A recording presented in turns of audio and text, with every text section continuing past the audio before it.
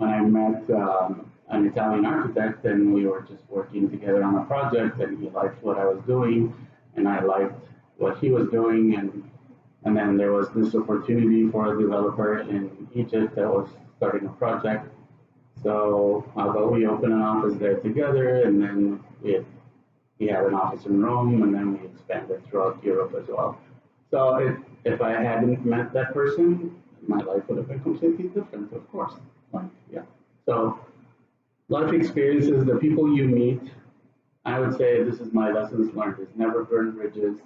You never know who is going to impact your life. I've never wanted anything but architecture growing up. Sure, I was like fascinated by you create stuff and you control people. And I wanted to control people, right? You tell them where to drive, you tell them where to live, you tell them how to work. And the creation, you're creating things that did not exist before. Nothing much exists that other professions are doing that.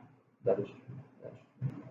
You have to be honest in your relationships with other people. You have to do the right thing. Here at Ryan, they're trying to be fair. If you made a mistake, and it's obviously a mistake, you're not expecting them to pay for the extra. This was a nice thing to see. Like, we're trying to be fair. We're trying to be transparent. We talk to each other with respect and honesty. So treat everyone with respect. Understand people make mistakes. People have different opinions. Listen.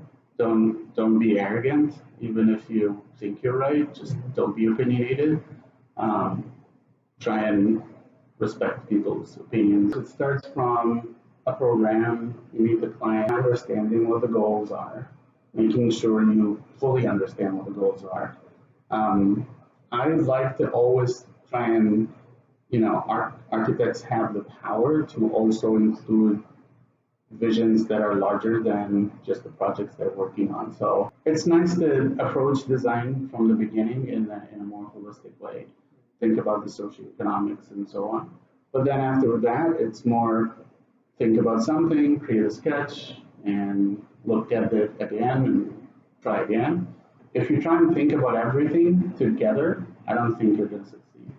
You have to compartmentalize your brain. So you have to know a little bit about everything, right? But you also have to have the skills to understand people's personalities and treat them in a way that would get you the best product and the best relationship. So you would work with junior staff, you would work with senior staff, you would work with opinionated people, you work with sub-consultants. It's more always a negotiation. It is a continuous collaboration. Communication is key. Can't highlight this enough. Talk to each other always. Be a people person. Be patient.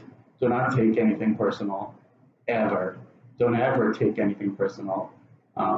Work is work, and everything will be done at the end. So it's more being organized, being positive.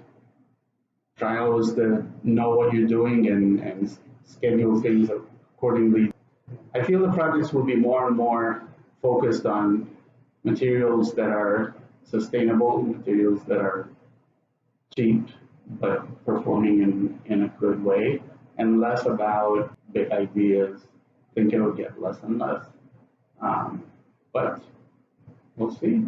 Mm-hmm. Maybe someone will crack the energy issue and we'll have more energy than we can think of. Yeah.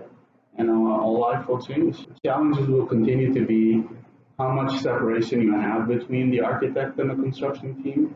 Historically, the master builder was the way we built projects in ancient history. The architect was the person who was going around and changing stuff and building stuff. I think that separation has created a lot of challenges in the industry. Do not limit yourself to one portion of the industry early in your career. Try and expose yourself to as much of it as you can so you can learn the different facets of the industry. Educate yourself as much as you can. You'll gain more respect when people would see that you know what you're saying. You'll design better